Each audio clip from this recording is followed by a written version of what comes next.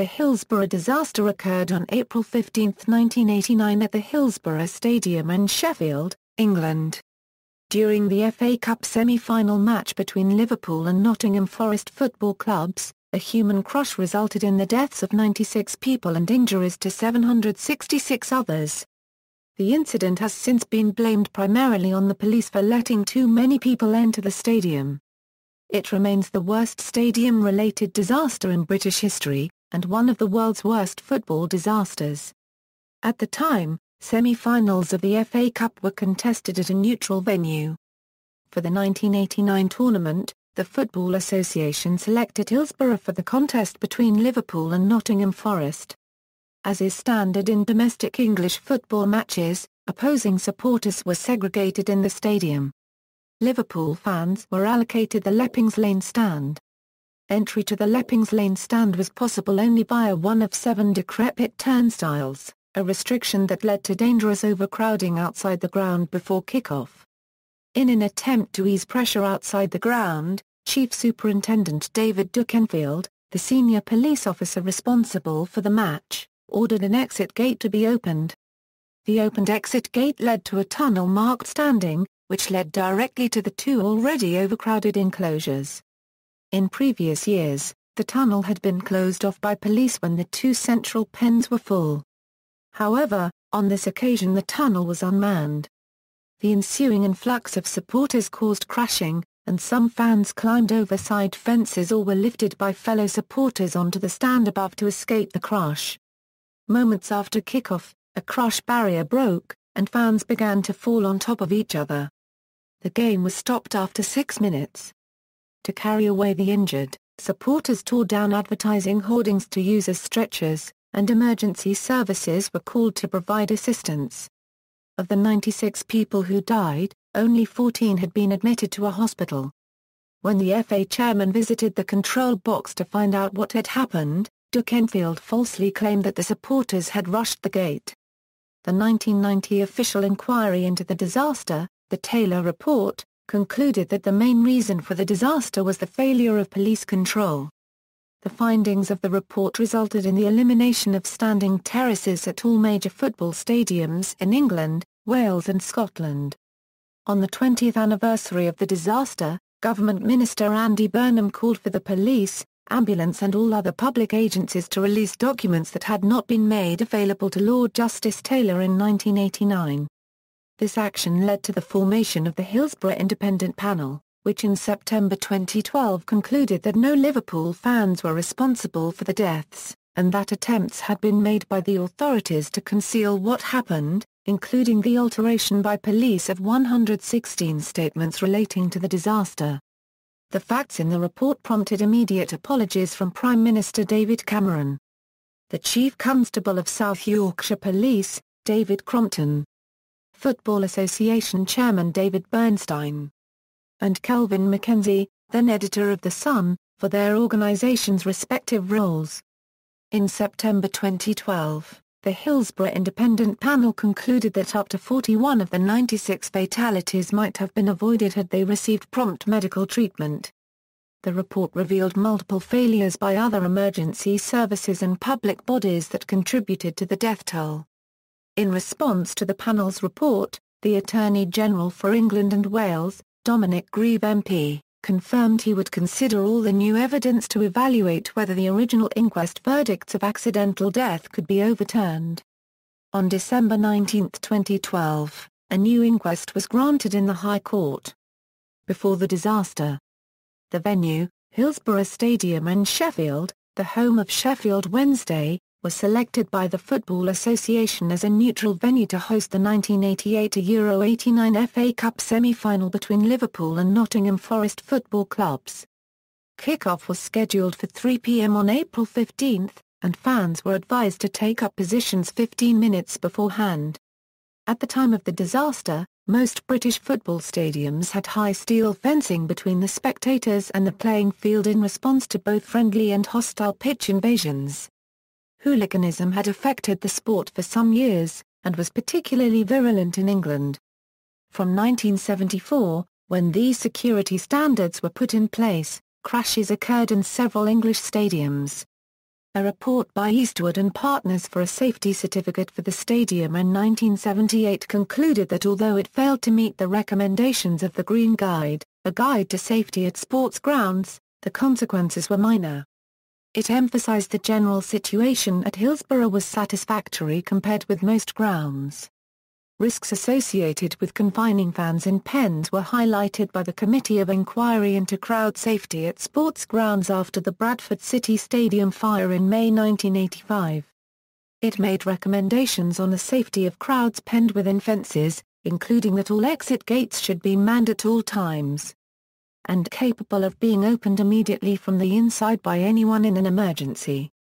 Warning signs. Hillsborough was a regular venue for FA Cup semi-finals in the 1980s, hosting 5 matches. A crash occurred at the Leppings Lane end of the ground during the 1981 semi-final between Tottenham Hotspur and Wolverhampton Wanderers after hundreds more spectators were permitted to enter the terrace than could safely be accommodated, resulting in 38 injuries, including broken arms, legs and ribs. Police believed there had been a real chance of fatalities had swift action not been taken, and recommended the club reduce its capacity. In a post-match briefing to discuss the incident, Sheffield Wednesday chairman Bert McGee remarked, "Bollocks, no one would have been killed." This incident prompted Sheffield Wednesday to alter the layout at the Leppings Lane end, dividing the terrace into 3 separate pens to restrict sideways movement. The terrace was divided into 5 pens when the club was promoted to the First Division in 1984, and a crush barrier near the access tunnel was removed in 1986 to improve the flow of fans entering and exiting the central enclosure. Its capacity remained unaltered and the safety certificate was not updated. After the crush in 1981, Hillsborough was not chosen to host an FA Cup semi-final for 6 years until 1987. Serious overcrowding was observed at the 1987 quarter-final between Sheffield Wednesday and Coventry City and again during the semi-final between Coventry City and Leeds United at Hillsborough.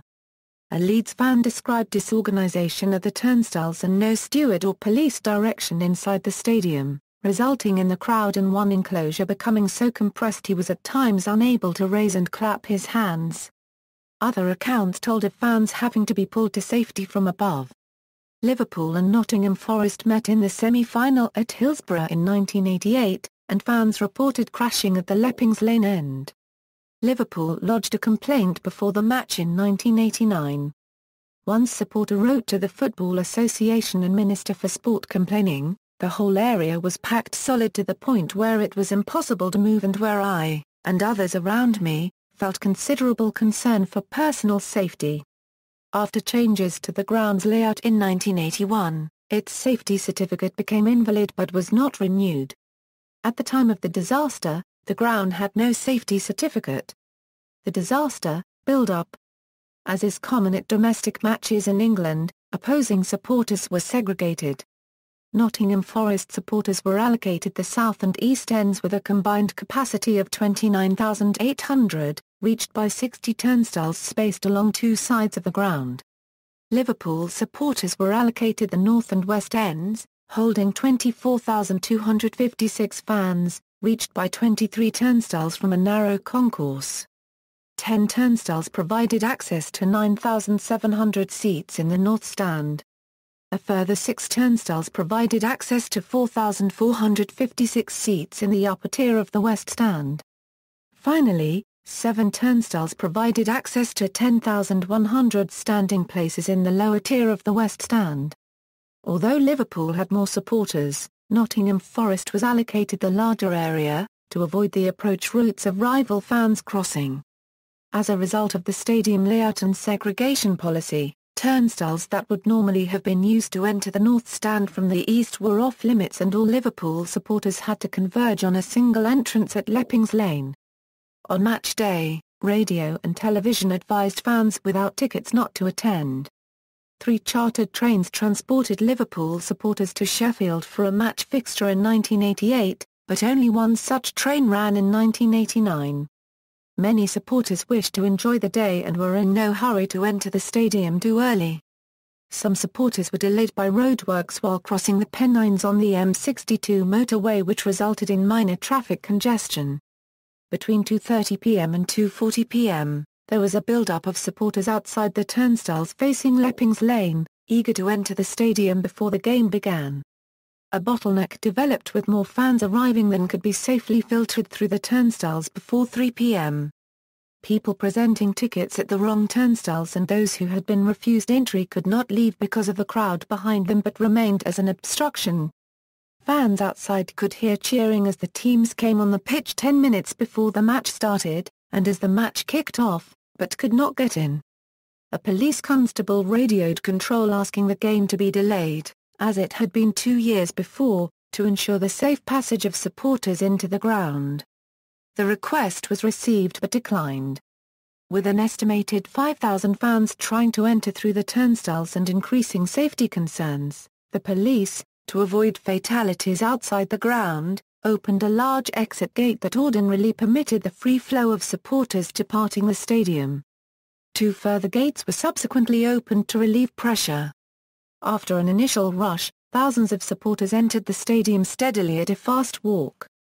The crush: when the gates were opened, thousands of fans entered a narrow tunnel leading to the rear of the terrace and to 2 overcrowded central pens, creating pressure at the front. Hundreds of people were pressed against one another and the fencing by the weight of the crowd behind them. People entering were unaware of the problems at the fence. Police or stewards usually stood at the entrance to the tunnel and, when the central pens reached capacity, directed fans to the side pens, but on this occasion, for reasons not fully explained, did not. A BBC TV news report conjectured that if police had positioned 2 police horses correctly, they would have acted as breakwaters directing many fans into side pens, but on this occasion, it was not done. For some time, problems at the front of the pen went unnoticed, except by those affected, as attention was absorbed by the match. At 3:06 p.m. the referee, Ray Lewis, on the advice of the police, stopped the match after fans climbed the fence in an effort to escape the crush and went onto the track. By this time, a small gate in the fence had been forced open and some fans escaped via this route, as others continued to climb over the fencing. The police attempted to stop fans from spilling onto the pitch. Other fans were pulled to safety by fans in the west stand above the Leppings Lane terrace. The intensity of the crush broke the crush barriers on the terraces. Holes in the perimeter fencing were made by fans desperately attempting to rescue others. Those trapped were packed so tightly in the pens that many victims died of compressive asphyxia while standing.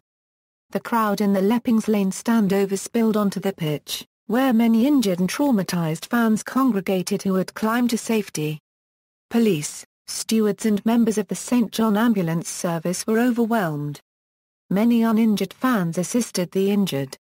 Several attempted CPR and others tore down advertising hoardings to use as stretchers. Chief Superintendent John Nesbitt of South Yorkshire Police later briefed Michael Shisby MP that leaving the rescue to the fans was a deliberate strategy, and is quoted as saying, "We let the fans help so that they would not take out their frustration on the police at a police federation conference." As events unfolded, some police officers were still deployed making a cordon 3/4 of the way down the pitch to prevent Liverpool supporters reaching the opposing supporters. Some fans tried to break through the cordon to ferry injured fans to waiting ambulances but were forcibly turned back. 44 ambulances arrived, but police prevented all but one from entering the stadium. Only 14 of the 96 fatally injured people arrived at hospital. BBC Television's cameras were at the ground to record the match for Match of the Day. As the disaster unfolded, the events were relayed live to the Saturday sports show, Grandstand. Reactions, condolences flooded in from across the world, led by the Queen. Other messages come from Pope John Paul II, U.S. President George H.W. Bush, and the chief executive of Juventus amongst many others. Prime Minister Margaret Thatcher and Home Secretary Douglas Hurd visited Hillsborough the day after the disaster and met survivors. Anfield Stadium was opened on the Sunday to allow fans to pay tribute to the dead.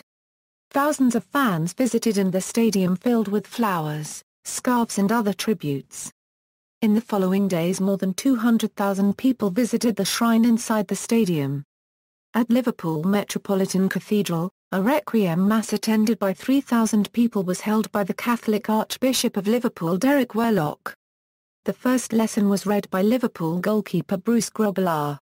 Liverpool players Ronnie Whelan, Steve Nicol and former manager Joe Fagan carried the communion bread and wine. David Shepherd, the Anglican Bishop of Liverpool, on holiday on the Scottish island of Barra on the day of the disaster, was airlifted by RAF helicopter to attend. The FA Chief Executive Graham Kelly, who had attended the match, said the FA would conduct an inquiry into what had happened. Speaking after the disaster, Kelly backed all-seater stadiums, saying we must move fans away from the ritual of standing on terraces. Standing on terraces and the use of perimeter fencing around the pitch, the use of CCTV, the timing of football matches and policing of sporting events were factors for a subsequent inquiry to consider. UEFA President Jacques Georges caused controversy by describing the Liverpool supporters as beasts, wrongly suggesting that hooliganism was the cause of the disaster, which had occurred less than 4 years after the Hillsborough Stadium disaster. His remarks led to Liverpool FC calling for his resignation, but he apologised on discovering hooliganism was not the cause.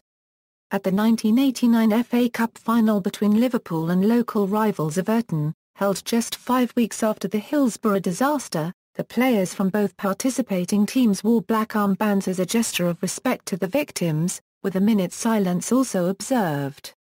During the final match of the 1988 Euro 89 English Football League season, contested on May 26, 1989 between Liverpool and second-place Arsenal FC, the Arsenal players presented flowers to fans in different parts of Anfield in memory of those who had died in the Hillsborough disaster. Disaster Appeal Fund. A disaster appeal fund was set up with donations of £500,000 from the government, £100,000 from Liverpool FC and £25,000 each from the cities of Liverpool, Sheffield and Nottingham. Liverpool donated their share of the money they would have received for the game. Within days donations had passed £1 a million, swelled by donations from individuals, schools and businesses. Other fundraising activities included a Factory Records benefit concert and several fundraising football matches. Bradford City and Lincoln City, the teams involved in the Bradford City Stadium fire, met for the first time since the 1985 disaster in a game which raised £25,000. When the appeal closed the following year, it had raised over £12 a million. Much of the money went to victims and relatives of those involved in the disaster and provided funds for a college course to improve the hospital phase of emergency care. In May 1989, a charity version of the song Ferry Cross the Mersey was released in aid of those affected. The song featured famed Liverpudlians Paul McCartney, Jerry Marsden, Holly Johnson and Liverpool band The Christians and was produced by Stock Aitken Waterman. Ferry Cross the Mersey entered the UK singles chart at number 1 on May 20, and remained in this position for a total of 3 weeks. Effect on survivors. By the disaster's 10th anniversary in 1999, at least 3 people who survived were known to have committed suicide caused by emotional problems brought on by the disaster. Another survivor had spent 8 years in psychiatric care. Numerous cases of alcoholism and drug abuse were also attributed to lingering effects from the disaster, and it contributed to the collapse of a number of marriages involving people who had witnessed the events. Victims. A total of 96 people died as a result of the disaster. On the day 94 people, aged from 10 to 67 years old, died as a result of their injuries either at the stadium, in the ambulances, or shortly after arrival at hospital, with 766 fans sustaining injuries around 300 of whom required hospital treatment. On April 19, the death toll reached 95 when 14-year-old Lee Nicola attached to a life support machine succumbed to his injuries. The death toll reached 96 in March 1993, when artificial feeding and hydration was withdrawn from 22-year-old Tony Bland after nearly 4 years, during which time he had remained in a persistent vegetative state and shown no sign of improvement. Andrew Devine, aged 22 at the time of the disaster, suffered similar injuries to Tony Bland and was also diagnosed as being in a persistent vegetative state. In March 1997, a month before the 8th anniversary of the disaster, it was reported he had emerged from the condition and was able to communicate using a touch-sensitive pad, and he had been showing signs of awareness of his surroundings for up to 3 years previously. 2 sisters, 3 pairs of brothers, and a father and son were among those who died, as were 2 men about to become fathers for the first time. 25-year-old Stephen Brown of Wrexham and 30-year-old Peter Thompson of Widnes. John Paul Gilhooly, aged 10, cousin of future Liverpool FC captain Steven Gerrard, was the youngest person to die. Gerrard has said the disaster inspired him to lead the team he supported as a boy and become a top professional football player. The oldest person to die at Hillsborough was 67-year-old Gerard Barron, brother of the late Liverpool player Kevin Barron. Ages, of those who died, 78 were aged 30 or younger. The majority of these were young males. Home locations, of the 96 fatalities, a total of 57 were from the city of Liverpool and the surrounding Greater Merseyside area. The remainder were Liverpool FC supporters from other areas of England and Wales. The full distribution is as shown below. The Taylor Inquiry. After the disaster, Lord Justice Taylor was appointed to conduct an inquiry into the events. The Taylor Inquiry sat for a total of 31 days and published 2 reports, an interim report which laid out the events of the day and immediate conclusions, and the final report which outlined general recommendations on football ground safety. This became known as the Taylor Report. Lord Justice Taylor concluded that policing on April 15 broke down, and although there were other causes, the main reason for the disaster was the failure of police control. Attention was focused on the decision to open the secondary gates. Moreover, the kick-off should have been delayed, as had been done at other venues and matches. Sheffield Wednesday was criticised for the inadequate number of turnstiles at the Leppings Lane end and the poor quality of the crush barriers on the terraces, respects in which failure by the club contributed to this disaster. Police control. Taylor found there was no provision for controlling the entry of spectators into the turnstile area. Questioned why more action had not been taken to screen individuals and improve the flow of supporters approaching the stadium from the west, where the turnstile area was so small and awkwardly laid out, senior police officers responded that policy and practice had been no different from in the past, and they had no reason to anticipate problems as earlier events had proceeded without major incident. Taylor noted 2 occasions when the entry at Leppings Lane had been the sole access to the north and west sides of the ground, at the 1987 and 1988 semi-finals, with evidence of congestion at both, but owing to good fortune and circumstance police policy was not put to the same test and strain as a year later. The senior police officers said it had never happened before, so there was no reason to foresee it. In fact, the only 2 previous occasions when the Leppings Lane terraces had been used to fill the whole of the north and west sides of the ground were at the 2 semi-finals, in 1987 and 1988.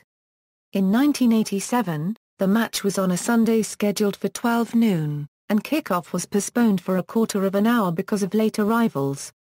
The need to open Gate C was due to dangerous congestion at the turnstiles. That occurred because, as both club and police should have realised, the turnstile area could not easily cope with the large numbers demanded of it unless they arrived steadily over a lengthy period.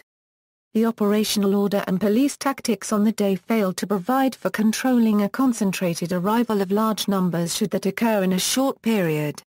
That it might so occur was foreseeable, and it did. As a result of the inadequate number of turnstiles, it has been estimated that it would have taken until 3:40 p.m. to get all ticket holders into the Leppings Lane end had an exit gate not been opened. Gate C was opened to let fans in, but the number of fans entering the terrace was not thought to have been more than the capacity of the entire standing area. Once inside the stadium, most fans entering the terraces headed for the central pens 3 and 4, as directed by a large sign above the access tunnel. Since pens 3 and 4 were full by 2:50 p.m., the tunnel should have been closed off whether Gate C was to be opened or not. It should have been clear in the control room where there was a view of the pens and of the crowd at the turnstiles that the tunnel had to be closed. If orders had been given to that effect when Gate C was opened, the fans could have been directed to the empty areas of the wings and this disaster could still have been avoided. Failure to give that order was a blunder of the first magnitude. Standard procedure for league fixtures was to estimate the size of the visiting fan base, determine how many enclosures need to be opened, then fill each standing area one at a time. For all ticket games that had sold out, such as semi-final matches, a different approach was adopted whereby supporters were allowed to enter any enclosure they wished upon arrival. There was no mechanical or electronic means for calculating when individual enclosures had reached capacity. A police officer made a visual assessment before guiding fans to other pens. Whilst in theory the police would intervene if a pen became full, in practice they permitted the test of fullness to be what the fans would tolerate. By 2:52 p.m. when Gate C was opened, pens 3 and 4 were over full even by this test. Many were uncomfortable. To allow any more into those pens was likely to cause injuries. To allow in a large stream was caught in disaster. The official combined capacity of the central pens was 2,200, but the Health and Safety Executive found this should have been reduced to 1,693 as crush barriers and perimeter gates did not conform to the Green Guide. It is estimated that more than 3,000 people were in the pens shortly after kick-off at 3 p.m. Overcrowding caused the fatal crush. When spectators first appeared on the track, the immediate assumption in the control room was that a pitch invasion was threatened. This was unlikely at the beginning of a match. It became still less likely when those on the track made no move towards the pitch. Here was no effective leadership either from control or on the pitch to harness and organize rescue efforts. No orders were given for officers to enter the tunnel and relieve pressure. The anxiety to protect the sanctity of the pitch has caused insufficient attention to be paid to the risk of a crush due to overcrowding. Certain it was, that once the crush occurred on April 15 gates 3 and 4 were wholly inadequate for rescue purposes. Lord Taylor regarded spectator allocation irrelevant to the disaster. I do not consider choice of ends was causative of the disaster. Had it been reversed, the disaster could well have occurred in a similar manner but to Nottingham supporters. Aggravating factors, accusations that the behaviour of Liverpool fans contributed to the disaster centred around consumption of alcohol before the game and attempts to enter the ground without a ticket. Although Lord Taylor acknowledged that these aggravated the situation, they were secondary factors. Witness estimates of the number of fans who were drunk varied from a minority to a large proportion of the crowd. Although it was clear many fans had been drinking, Lord Taylor unequivocally stated that most of them were not drunk, nor even the worse for drink. He concluded that they formed an exacerbating factor and that police, seeking to rationalize their loss of control, overestimated the element of drunkenness in the crowd. The Hillsborough Independent panel later noted that, despite being dismissed by the Taylor report, the idea that alcohol contributed to the disaster proved remarkably durable.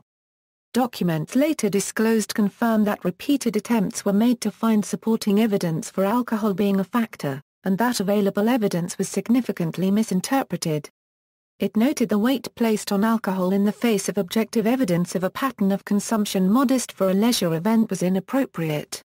It has since fueled persistent and unsustainable assertions about drunken fan behavior.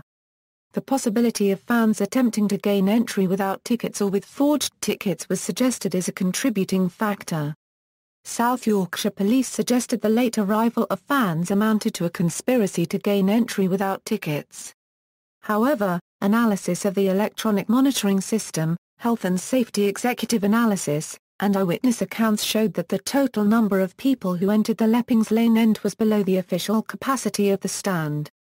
Eyewitness reports suggested that tickets were available on the day and tickets for the Leppings Lane end were on sale from Anfield until the day before. The report dismissed the conspiracy theory.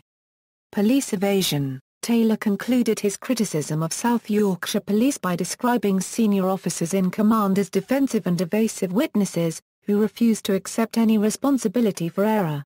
In all, some 65 police officers gave oral evidence at the inquiry. Sadly, I must report that for the most part the quality of their evidence was in inverse proportion to their rank. It is a matter of regret that at the hearing, and in their submissions, the South Yorkshire Police were not prepared to concede they were in any respect at fault in what occurred. He police case was to blame the fans for being late and drunk, and to blame the club for failing to monitor the pens. Such an unrealistic approach gives cause for anxiety as to whether lessons have been learnt. It would have been more seemly and encouraging for the future if responsibility had been faced. Effect on Stadia in Britain. The Taylor report had a deep impact on safety standards for stadia in the UK. Perimeter and lateral fencing was removed and many top stadia were converted to all-seated. Purpose-built stadiums for Premier League and most Football League teams since the report are all-seater. Chester City FC's Dover Stadium was the first English football stadium to fulfil the safety recommendations of the Taylor report, with Millwall FC's The Den being the first new stadium to be built that fulfilled the recommendations. Lord Taylor noted that the evidence he received was overwhelmingly in favour of more seating accommodation and that most was in favour of reversing the 2/3 to 1/3 standing Euro seating ratio. His final report made 76 recommendations, including a reduction in standing in line with this evidence, but that, after a given time scale, all stadia designated under the Safety of Sports Ground Act 1975 should admit spectators to seated accommodation only. A number of his recommendations were not implemented, including all seating for sports other than football. The Football Spectators Act contained a regulation requiring football grounds to become all-seated as directed by the Secretary of State. This was to be overseen by the Football Licensing Authority. In July 1992, the government announced a relaxation of the regulation for the lower two English leagues. The Football Spectators Act does not cover Scotland, but the Scottish Premier League chose to make all-seater stadia a requirement of league membership. In England and Wales, all seating is a requirement of the Premier League and of the Football League for clubs who have been present in the Championship for more than 3 seasons. Several campaigns have been active in attempting to get the government to relax the regulation and allow standing areas to return to Premiership and Championship grounds. Stuart Smith's scrutiny. In May 1997, when the Labour Party came into office, Home Secretary Jack Straw ordered an investigation. It was performed by Lord Justice Stuart Smith. The appointment of Stuart Smith was not without controversy. At a meeting in Liverpool with relatives of those involved in Hillsborough in October 1997, he flippantly remarked, "Have you got a few of your people, or are they like the Liverpool fans, turn up at the last minute?" He apologised for his remark, saying it was not intended to offend. The terms of reference of his inquiry were limited to new evidence, that is, evidence which was not available or was not presented to the previous inquirers, courts or authorities. Therefore evidence such as witness statements which had been altered were classed as inadmissible. When he presented his report in February 1998, he concluded that there was insufficient evidence for a new inquiry into the disaster. In paragraph 5 of his summary he said, "I have come to the clear conclusion that there is no basis upon which there should be a further judicial inquiry or a reopening of Lord Taylor's inquiry. There is no basis for a renewed application to the Divisional Court or for the Attorney General to exercise his powers under the Coroners Act 1988. I do not consider that there is any material which should be put before the Director of Public Prosecutions or the Police Complaints Authority which might cause them to reconsider the decisions they have already taken. Nor do I consider that there is any justification for setting up any further inquiry into the performance of the emergency and hospital services. I have considered the circumstances in which alterations were made to some of the self-written statements of South Yorkshire police officers, but I do not consider that there is any occasion for any further investigation."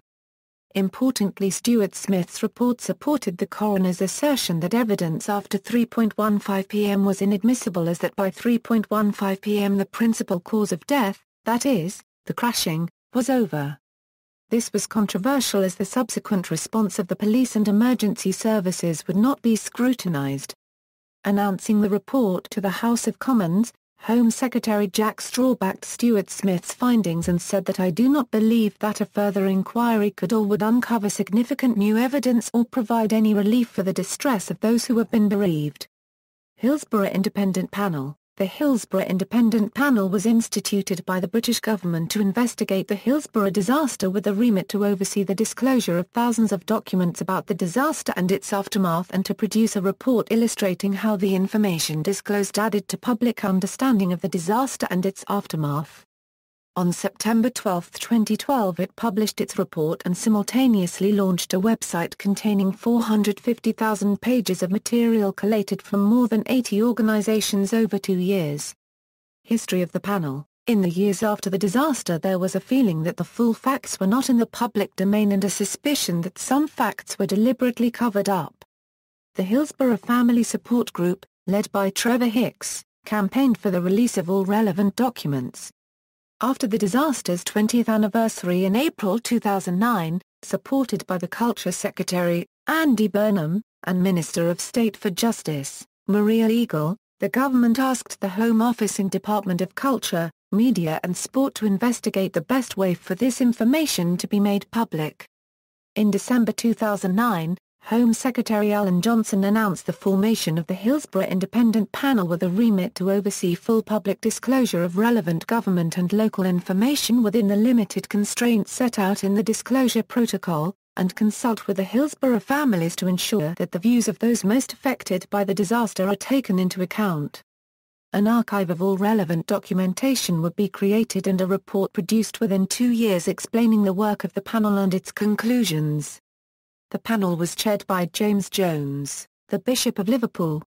Other members were, Radia Bhatt, human rights lawyer, Christine Gifford, expert in the field of access to information, Katie Jones, investigative journalist, Dr. Bill Kirkup, Associate Chief Medical Officer in the Department of Health, Paul Layton, former Deputy Chief Constable of the Police Service of Northern Ireland, Professor Phil Scratton, expert in criminology, Peter Sissons, broadcaster, Sarah Tiak, formerly Chief Executive of the National Archives. Findings. On September 12, 2012, the Hillsborough Independent Panel concluded that no Liverpool fans were responsible in any way for the disaster, and that its main cause was a lack of police control.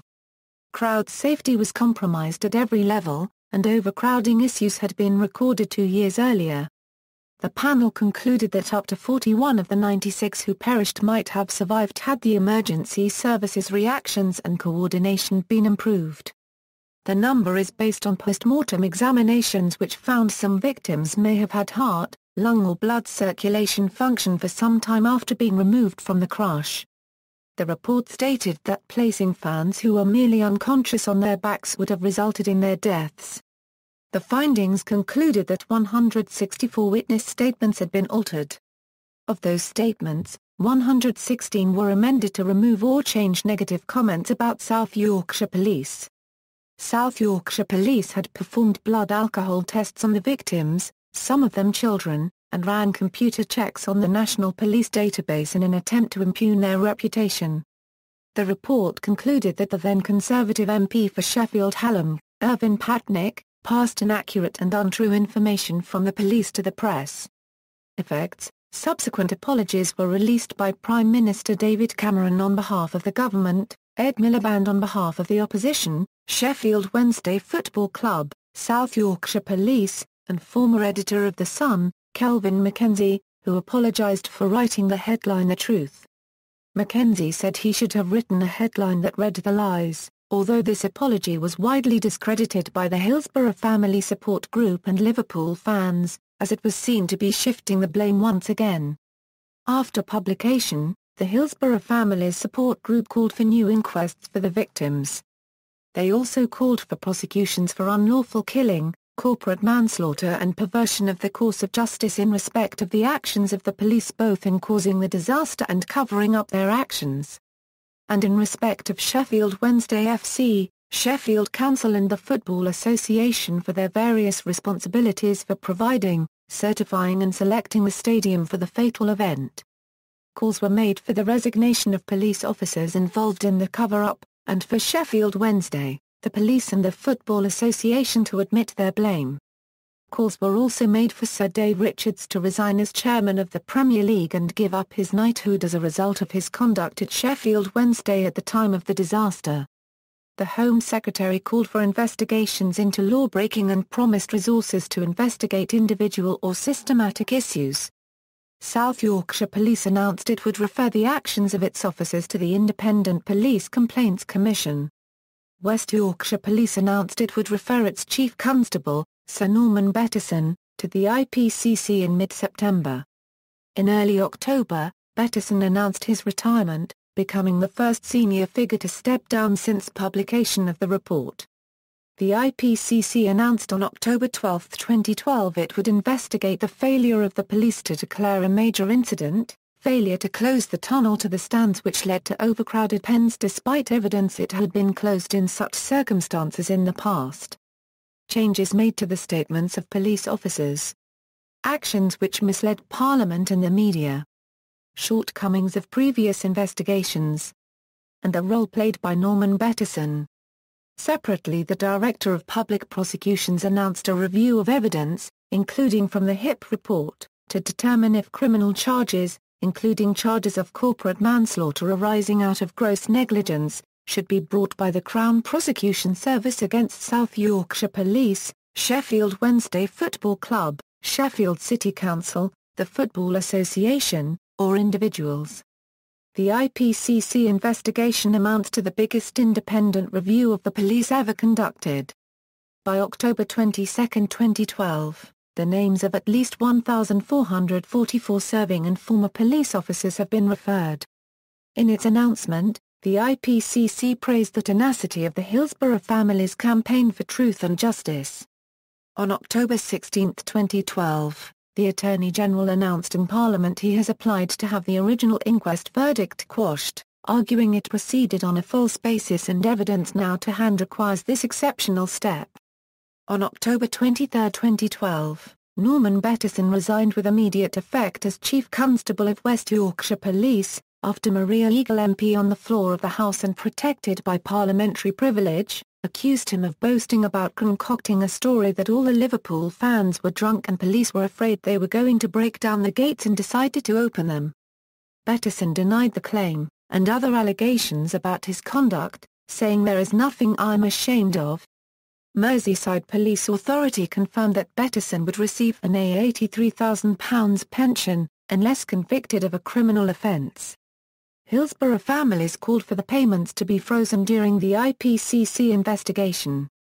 In the same October 22 House of Commons debate, Stephen Mosley MP alleged West Midlands police pressured witnesses both police and civilians to change their statements.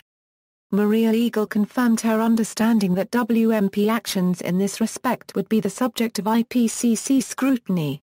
On July 12, 2013 it was reported that the IPCC had found that in addition to the now 164 police statements known to have been altered, a further 55 police officers had changed their statements. Deborah Glass, Deputy Chair of the IPCC said, "We know the people who have contacted us are the tip of the iceberg." That was after the IPCC's Hillsborough contact team had received 230 pieces of correspondence since October 2012. The IPCC also expected to launch a public appeal for more witnesses to come forward in the autumn of 2013. The IPCC investigation into how the West Midlands Police investigated South Yorkshire Police's conduct is also ongoing. Memorials, permanent memorials. Several memorials have been erected in memory of the victims of the Hillsborough disaster. All are listed below. Flames were added either side of the Liverpool FC crest in memory of the 96 who lost their lives. Alongside the Shankly Gates at Anfield, Liverpool's home stadium. A memorial at Hillsborough Stadium, unveiled on the 10th anniversary of the disaster on April 15, 1999, reads, "In memory of the 96 men, women, and children who tragically died and the countless people whose lives were changed forever." FA Cup semi-final Liverpool v Nottingham Forest. April 15, 1989. Euro unregistered trademark LL Never Walk Alone. A memorial stone in the pavement on the south side of Liverpool's Anglican Cathedral. A memorial garden in Hillsborough Park with a You'll Never Walk Alone gateway. A headstone at the junction of Middlewood Road, Leppings Lane and Adsley Lane, near the ground and by the Sheffield Supertram route. A Hillsborough Memorial Rose Garden in Port Sunlight, Wirral. A Memorial Rose Garden on Sudley Estate in South Liverpool. Each of the 6 rose beds has a centrepiece of a white standard rose bush, surrounded by red rose bushes, named Liverpool Remember. There are brass memorial plaques on both sets of gates to the garden, and a sundial inscribed with the words, "Time marches on but we will always remember." In the grounds of Crosby Library, to the memory of the 18 football fans from Sefton who lost their lives in the Hillsborough disaster. The memorial, sited in a raised rose bed containing the Liverpool Remembers red rose, is made of black granite. It is inscribed in loving memory of the 96 football supporters who died at Hillsborough, Sheffield on April 15, 1989. Of those who lost their lives, the following young men were from Sefton families. The memorial was unveiled on October 4, 1991 by the Mayor of Sefton, Councillor Sid Whitby. The project was carried out by the council after consultation with the Sefton Survivors Group. A 7-foot-high circular bronze memorial was unveiled in the Old Haymarket district of Liverpool in April 2013. This memorial is inscribed with the words, "Hillsborough Disaster, we will remember them," and displays the names of the 96 victims who died. An 8-foot-high clock, dating from the 1780s, was installed at Liverpool Town Hall in April 2013, with the hands indicating 3:06. Memorial ceremonies. The disaster has been acknowledged on April 15 each year by the community in Liverpool and football in general. An annual memorial ceremony is held at Anfield and at a church in Liverpool. The 10th and 20th anniversaries were marked by special services to remember the victims. Since 2007 there has been a Hillsborough Memorial service held at Spion Kop, KZN South Africa.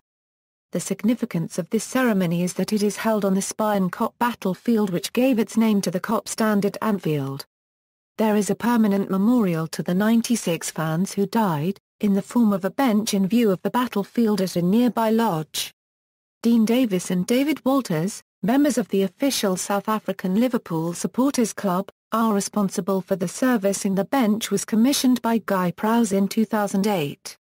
The FA decided all FA Cup, Premier League, Football League and Football Conference matches 11 April 14, 2014 would kick off 7 minutes later than originally scheduled with a 6-minute delay and a 1-minute silence tribute. 10th anniversary. In 1999 Anfield was packed with a crowd of around 10,000 people 10 years after the disaster. A candle was lit for each of the 96 victims. The clock at the Kop end stood still at 3:06 p.m., the time that the referee had blown his whistle in 1989, and a minute's silence was held, the start signalled by match referee from that day, Ray Lewis. A service led by the Right Reverend James Jones, the Bishop of Liverpool, was attended by past and present Liverpool players, including Robbie Fowler, Steve McManaman and Alan Hansen. According to the BBC report, the names of the victims were read from the memorial book and floral tributes were laid at a plaque bearing their names. A gospel choir performed and the ceremony ended with a rendition of You'll Never Walk Alone. The anniversary was also marked by a minute's silence at the weekend's league games and FA Cup semi-finals. 20th anniversary.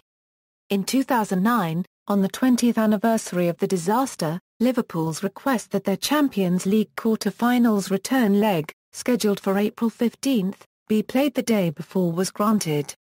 The event was remembered with a ceremony at Anfield attended by over 28,000 people.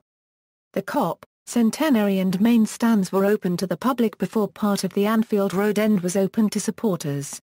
The memorial service, led by the Bishop of Liverpool, began at 14:45 BST and a 2-minute silence was held at the time of the disaster 20 years earlier, 15:06 BST. Sports Minister Andy Burnham addressed the crowd but was heckled by supporters chanting "Justice for the 96." The ceremony was attended by survivors of the disaster, families of victims and the Liverpool team, with goalkeeper Pepe Reina leading the team and management staff onto the pitch. Team captain Stephen Gerrard and vice-captain Jamie Carragher handed the freedom of the city to the families of all the victims. Candles were lit for each of the 96 people who died. Kenny Dalglish, Liverpool's manager at the time of the disaster, read a passage from the Bible, Lamentations of Jeremiah. The Liverpool manager, Rafael Benitez, set 96 balloons free. The ceremony ended with 96 rings of church bells across the city and a rendition of You'll Never Walk Alone. Other services took place at the same time, including at Liverpool's Anglican and Catholic cathedrals. After the 2-minute silence, bells on civic buildings rang out throughout Merseyside. A song was released to mark the 20th anniversary, entitled Fields of Anfield Road, which peaked at number 14 in the UK charts. Liverpool, Chelsea, Arsenal and Manchester United players showed respect by wearing black armbands during their Champions League matches on 14th and 15th April. On May 14, more than 20,000 people packed Anfield for a match held in memory of the victims. The Liverpool Legends, comprising ex-Liverpool footballers, beat the All-Stars, captained by actor Ricky Tomlinson, 3-1. The event also raised cash for the Marina Dalglish appeal, which contribute towards a radiotherapy centre at University Hospital in Aintree. With the imminent release of police documents relating to events on April 15, 1989, the Hillsborough Family Support Group launched Project 96, a fundraising initiative on August 1, 2009. At least 96 current and former Liverpool footballers are being lined up to raise £96,000 by auctioning a limited edition signed photographs. On April 11, 2009, Liverpool fans sang You'll Never Walk Alone as a tribute to the upcoming anniversary of the disaster before the home game against Blackburn Rovers, and was followed by former Liverpool player Stephen Warnock presenting a memorial wreath to the cop showing the figure 96 in red flowers. Tributes from other clubs. The Hillsborough disaster touched not only Liverpool, but clubs in England and around the world. Supporters of Everton, Liverpool's traditional local rivals, were affected, many of them having lost friends and family. Supporters laid down flowers and blue and white scarves to show respect for the dead and unity with fellow Merseysiders. On April 19, 1989, the Wednesday after the disaster, the European Cup semi-final tie between AC Milan and Real Madrid was played. The referee blew his whistle 2 minutes into the game to stop play and hold a minute's silence for those who lost their lives at Hillsborough. Halfway through the minute's silence, the AC Milan fans sang Liverpool's You'll Never Walk Alone as a sign of respect. In April 1989, Bradford City and Lincoln City held a friendly match to benefit the victims of Hillsborough. The occasion was the first in which the two teams had met since the 1985 Bradford City Stadium fire that had claimed 56 lives at Valley Parade. As a result of the disaster, Liverpool's scheduled fixture against Arsenal was delayed from April 23 until the end of the season and eventually decided the league title. At this fixture, Arsenal players brought flowers onto the pitch and presented them to the Liverpool fans around the stadium before the game commenced. In 2006, Celtic fans produced a banner bearing the words Justice for the 96, You'll Never Walk Alone, and presented it to the Copites during the Champions League quarter-final match at Anfield. In 2014, supporters of the Greek club Olympiakos produced a Justice for the 96 banner in a Champions League game against Manchester United. Glasgow Rangers FC produced a banner to mark both the Hillsborough victims and the victims of the Ibrox disaster. Charges against officials, inquests into the deaths, commencing later in 1989, proved controversial. South Yorkshire coroner Stefan Popper limited the main inquest to events up to 3:15 p.m. on the day of the disaster, 9 minutes after the match was halted and the crowd spilled onto the pitch. Popper said this was because the victims were either dead, or brain dead, by 3:15 p.m. The decision angered the families, many of whom felt the inquest was unable to consider the response of the police and other emergency services after that time. The inquest returned a verdict of accidental death on March 26, 1991, much to the dismay of the bereaved families, who had been hoping for a verdict of unlawful killing or an open verdict, and for manslaughter charges to be brought against the officers who had been present at the disaster. Popper's decision was subsequently endorsed by the Divisional Court, who considered it to have been justified in the light of the medical evidence available to him. Relatives later failed to have the inquest reopened to allow more scrutiny of police actions and closer examination of the circumstances of individual cases. Anne Williams, who lost her 15-year-old son, Kevin, appealed to the European Court of Human Rights, on the strength of witness statements that her son showed signs of life at 4:00 p.m. Her case was rejected in March 2009. On April 19, 2009, the Home Secretary Jackie Smith announced she had requested secret files concerning the disaster should be made public. On March 8, 2011, the Hillsborough Independent Panel announced it would examine previously hidden documents to determine what took place after the 3:15 p.m. cutoff imposed during the inquest in 1991. A HIP spokesman said, "We have a wide remit to analyze all documents relating to the context, circumstances and consequences of the tragedy and its aftermath."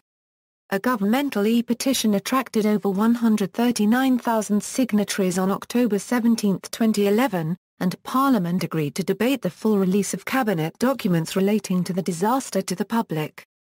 During a debate in the House of Commons, the Labour MP for Liverpool Walton, Steve Rotherham, read out a list of the victims and, as a result, the names were entered into Hansard the official publication of printed scripts of all House of Commons debates.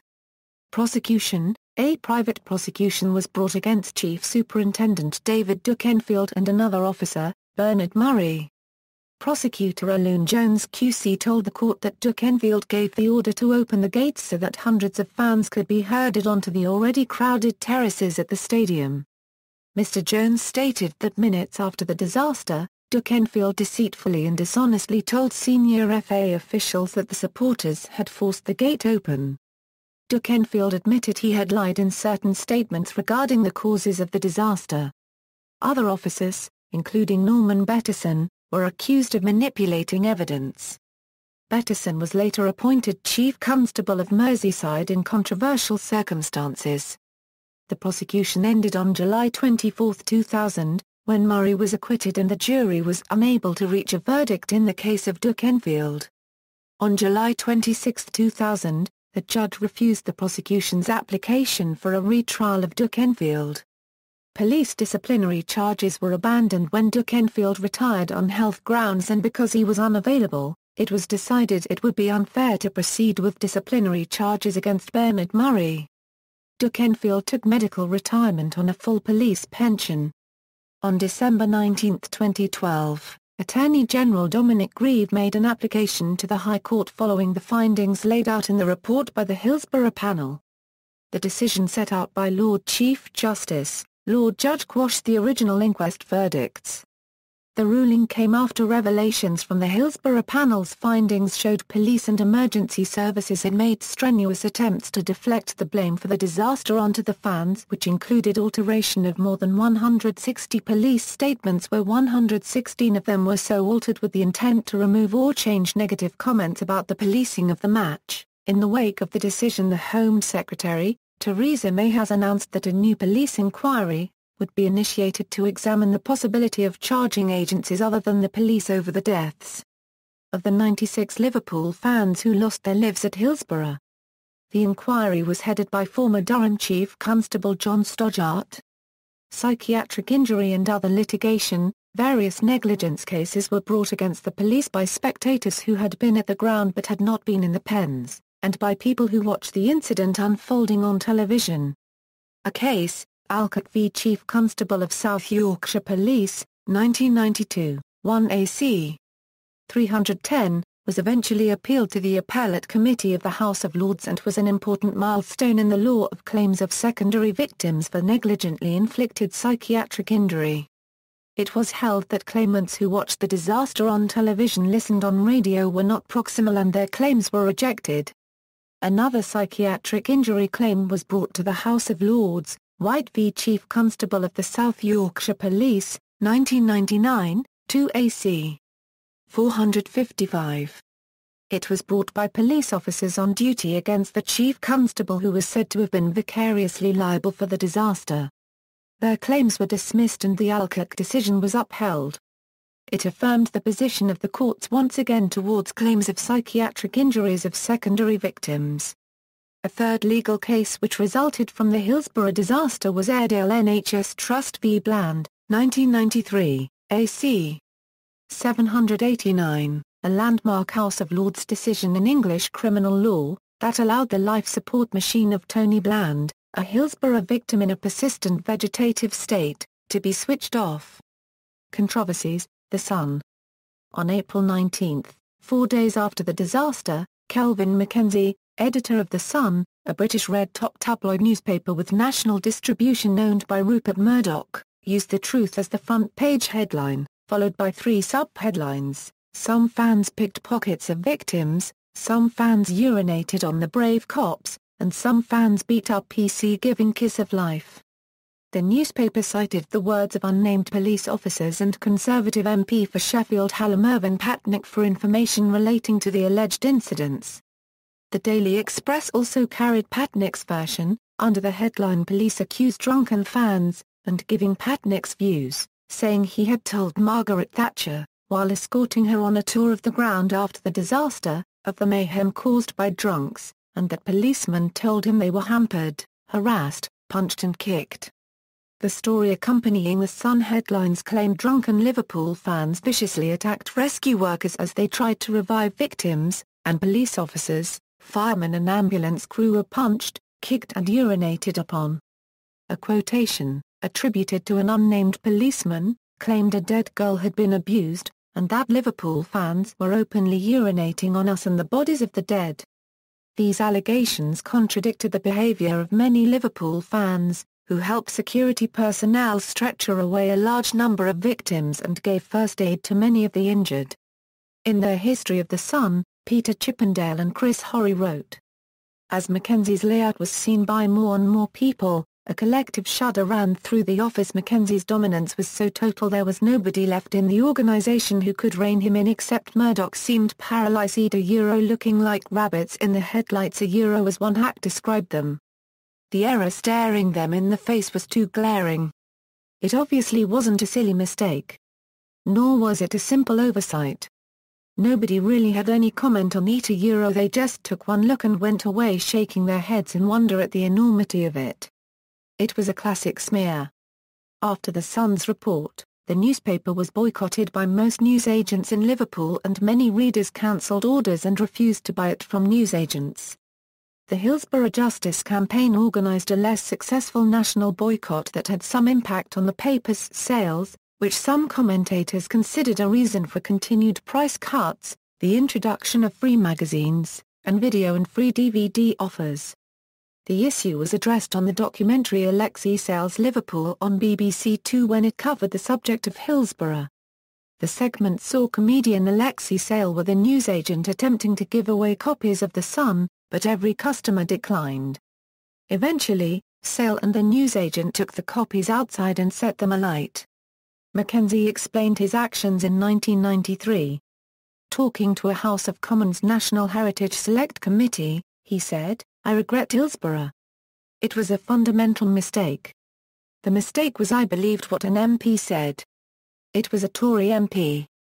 If he had not said it and the Chief Superintendent had not agreed with it, we would not have gone with it." Mackenzie repudiated the apology in November 2006, saying he apologised because the newspaper's owner, Rupert Murdoch, had ordered him to do so, stating, "I was not sorry then and I'm not sorry now." Mackenzie refused to apologise when appearing on the BBC's Topical Question Time on January 11, 2007. The Sun apologised for its treatment of the Hillsborough disaster without reservation in a full-page opinion piece on July 7, 2004, saying it had committed the most terrible mistake in its history by publishing it. The newspaper apologised in response to criticism of Wayne Rooney, a Liverpool-born footballer who then played for Everton, who has sold his life story to the newspaper. Rooney's actions incensed Liverpudlians still angry with the newspaper, whose apology was somewhat bullish, saying the campaign of hate against Rooney was organised in part by the Liverpool Daily Post and Echo, owned by Trinity Mirror arch rivals of The Sun. The apology angered some Liverpudlians further. The Liverpool Echo did not accept the apology, calling it shabby, and an attempt, once again, to exploit the Hillsborough dead.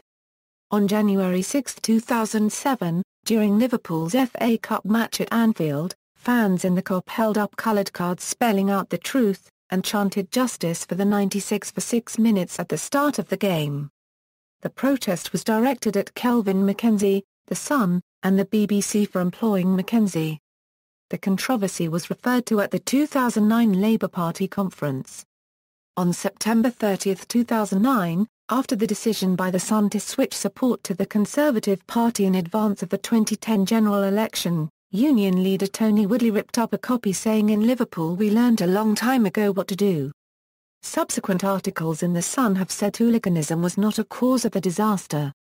On the 20th anniversary, an article by journalist Mike Ellis condemned the 1991 inquest verdict of death by misadventure as tosh, and claimed that death by negligence would have been a more accurate description. Others in the media pinned the blame partly on Liverpool fans, including the Daily Star, which ran the front page headline "Dead Fans Robbed by Drunk Thugs" on April 18, 1989. The Sheffield Star published similar allegations to The Sun, running the headline "Fans in Drunken Attacks on Police," and the Liverpool Daily Post published an article entitled "I Blame the Yobs." James Murdoch made a full apology for The Sun's coverage whilst appearing at a hearing of the House of Commons Select Committee dealing with the News International phone hacking scandal in 2012. On September 12, 2012, after the publication of the report exonerating the Liverpool fans, Mackenzie issued the following statement. "Today I offer my profuse apologies to the people of Liverpool for that headline. I too was totally misled. 23 years ago I was handed a piece of copy from a reputable news agency in Sheffield, White's, in which a senior police officer and a senior local MP were making serious allegations against fans in the stadium. I had absolutely no reason to believe that these authority figures would lie and deceive over such a disaster. As the Prime Minister has made clear, these allegations were wholly untrue and were part of a concerted plot by police officers to discredit the supporters, thereby shifting the blame for the disaster from themselves. It has taken more than 2 decades, 400,000 documents and a 2-year inquiry to discover to my horror that it would have been far more accurate had I written the headline the lies rather than the truth. I published in good faith and I am sorry that it was so wrong. Anger about The Sun's reporting remains." Trevor Hicks, chairman of the Hillsborough Family Support Group, rejected Mackenzie's apology as too little too late, calling him low life, clever low life, but low life. The sales of The Sun remain poor in Merseyside and a boycott is still practiced. Its articles are not published on Liverpool's official website. In 2004, its average daily circulation in Liverpool was 12,000 copies a day. Edward Pearce was criticised for writing a controversial article in the aftermath of the disaster, at a time when a number of victims' funerals were taking place. His article in the Sunday Times on April 23, 1989, included the text, "For the second time in half a decade a large body of Liverpool supporters has killed people. The shrine in the Anfield goal mouth, the cursing of the police, all the theatricals, come sweetly to a city which is already the world capital of self-pity. There are soapy politicians to make a pet of Liverpool, and Liverpool itself is always standing by to make a pet of itself. Why us? Why are we treated like animals? To which the plain answer is that a good and sufficient minority of you behave like animals." Pearce went on to reflect that if South Yorkshire police bore any responsibility, it was for not realising what brutes they had to handle. Professor Phil Scratton described Pearce's comments as amongst the most bigoted and factually inaccurate published in the wake of the disaster. A number of complaints were made to the Press Council concerning the article, but the council ruled that it was unable to adjudicate on comment pieces, though the council noted that tragedy or disaster is not an occasion for writers to exercise gratuitous provocation. Pearce has never apologised for the article. FHM, the November 2002 edition of FHM in Australia was withdrawn from sale and a public apology made in the Australian and British editions, because it contained jokes mocking the disaster. As a result, IMAP Australia pledged to make a donation to the families of the victims. Its Australian editor, Jeff Campbell, released a statement, "We deeply regret the photograph captions published in the November issue of the Australian edition of FHM, accompanying an article about the Hillsborough disaster of 1989. The right course of action is to withdraw this edition from sale, which we will be doing." We have been in contact with the Hillsborough Family Support Group and the Hillsborough Justice Campaign to express our deep regret and sincere apologies. The British edition disassociated itself from the controversy, stating, FHM Australia has its own editorial team and these captions were written and published without consultation with the UK edition, or any other edition of FHM.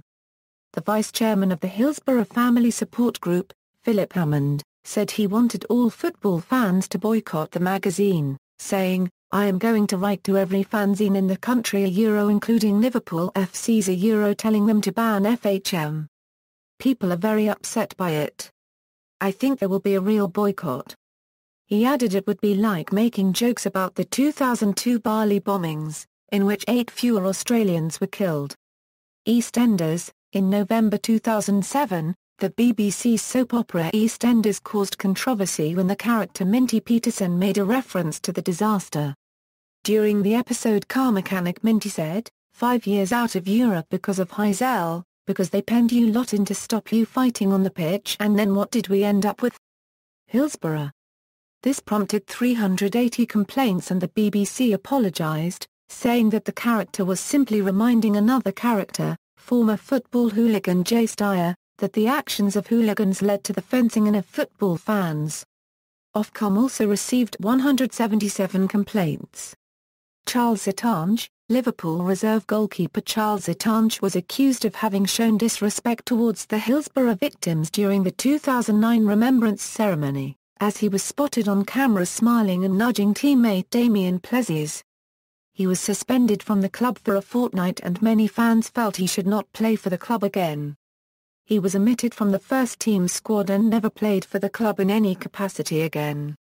Jeremy Hunt, on June 28, 2010, following England's departure from the World Cup competition in South Africa, the UK's Culture and Sport Secretary Jeremy Hunt praised the England fans for their behaviour during the competition, saying I mean, not a single arrest for a football-related offence, and the terrible problems that we had in Heysel and Hillsborough in the 1980s seem now to be behind us.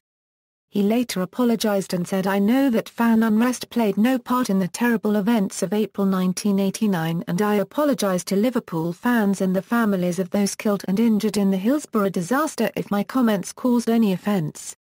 Margaret Aspinall, chairperson of the Hillsborough Family Support Group, asked for a face-to-face meeting with Mr. Hunt before deciding if she would accept the apology.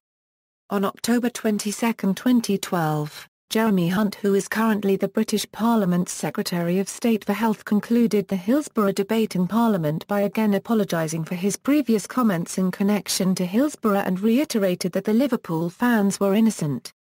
He also apologised on behalf of the NHS for the errors made on the day itself and for the involvement of South Yorkshire Ambulance Service in their part in the subsequent cover-up, including the changing of statements, which is now subject to criminal investigation in the UK.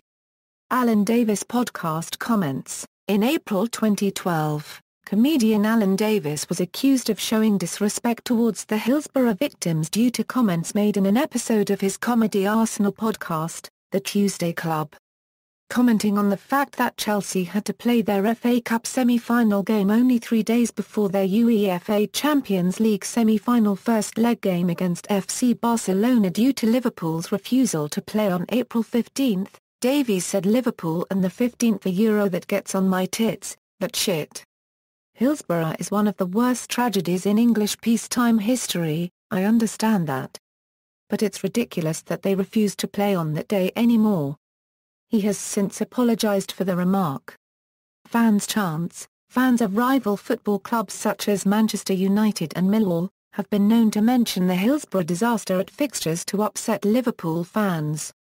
Following the findings of the independent panel in September 2012, Alex Ferguson and 2 Manchester United fan groups called for an end to the sick chants. Leeds United chairman Ken Bates endorsed this call in the club programme and stated, Leeds have suffered at times with reference to Galatasaray. Some of our so-called fans have also been guilty as well, particularly in relation to Munich. Oliver Popluol, in October 2011, Sir Oliver Popluol, who chaired the public inquiry into the 1985 Bradford City Stadium fire at Valley Parade that killed 56 people, called on the families of the Hillsborough victims to look at the quiet dignity and great courage relatives in the West Yorkshire city had shown in the years following the tragedy. He said, "The citizens of Bradford behaved with quiet dignity and great courage. They did not harbour conspiracy theories. They did not seek endless further inquiries. They buried their dead, comforted the bereaved and succoured the injured. They organised a sensible compensation scheme and moved on." Is there, perhaps, a lesson there for the Hillsborough campaigners? Popplewell was widely criticised for the comments, including a rebuke from a survivor of the Bradford fire. Labour MP Steve Rotherham, for example, commented, "How insensitive does somebody have to be to write that load of drivel?" Sir Oliver has not commented on the matter since the findings of the Hillsborough Independent Panel.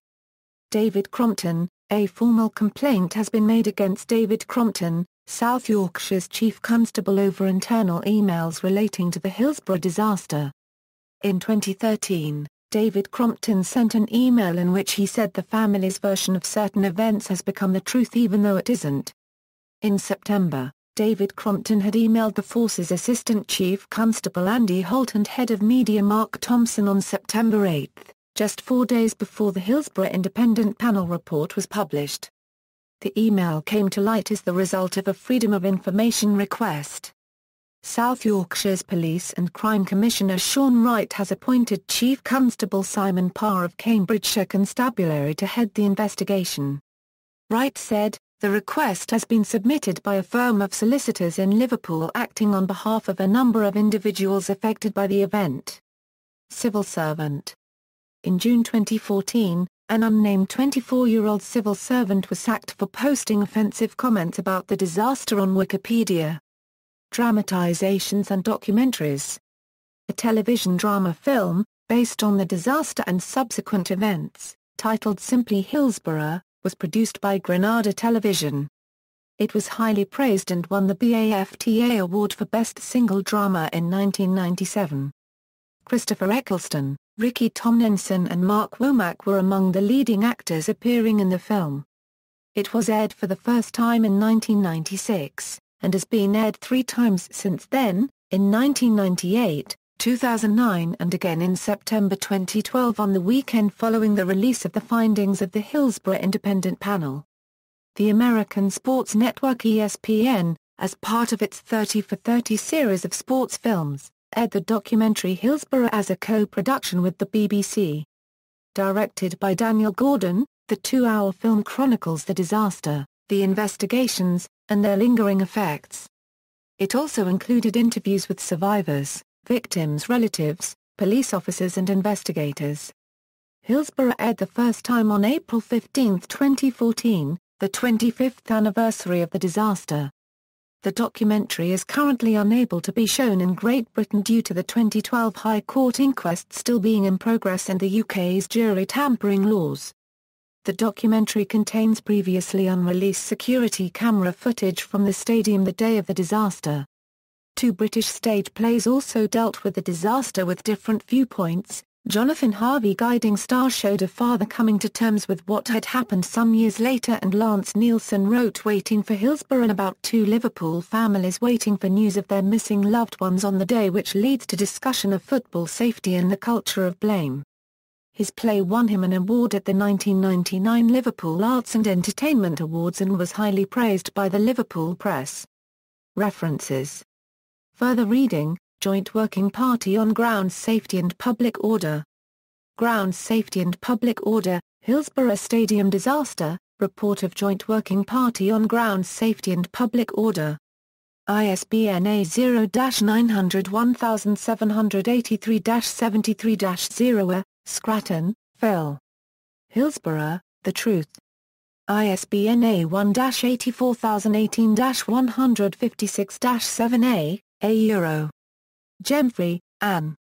Coleman, Sheila. No Last Rites, The Denial of Justice in the Promotion of Myth and the Aftermath of the Hillsborough Disaster. ISBN A0-904517-30-6A, A Euro. Death on the Terraces, The Contexts and Injustices of the 1989 Hillsborough Disaster.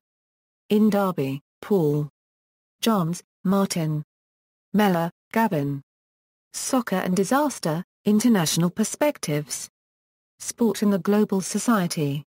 ISBN A0-7146-8289-6. Scrutiny of evidence relating to the Hillsborough Football Stadium disaster.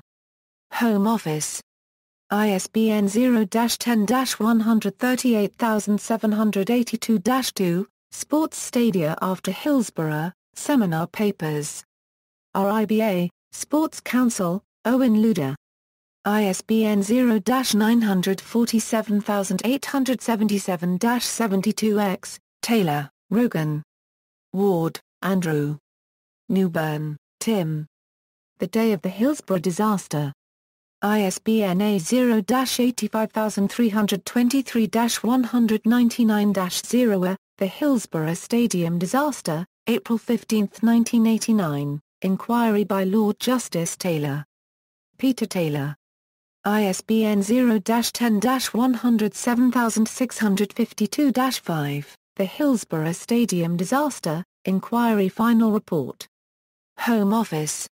ISBN 0-10-109622-4, Words of Tribute, an anthology of 95 poems written after the Hillsborough tragedy, April 15, 1989.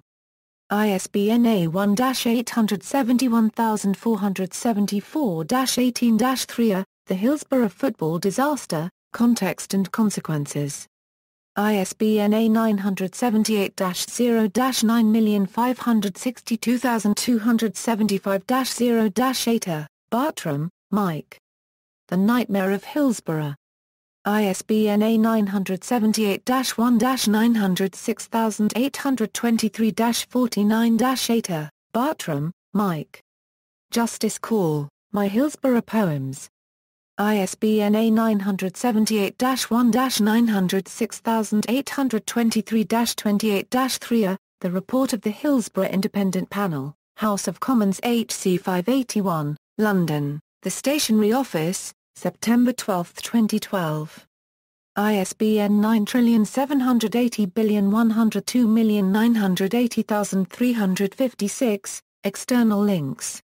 Hillsborough Family Support Group, Hillsborough Justice Campaign, Liverpool Football Club, Hillsborough Memorial, Hillsborough Independent Panel, HFD. A brief but fact-filled riposte of the myths of the Hillsborough disaster. Detailed transcript of the Sun newspaper coverage of the Hillsborough disaster. List of archive and library material relating to the disaster held at Sheffield City Council's libraries and archives. Bibliography of over 150 books, journal articles, TV programs and websites relating to the disaster and its aftermath produced by Sheffield City Council's Archives Service. A 20-minute video of the disaster in Windows Media Player format. September 2012 Hillsborough Disaster Report, extracts from what bereaved parent Eileen Delaney said on a memorable edition of the Live After Dark discussion program can be read here. 1. The program can be accessed online here. 2.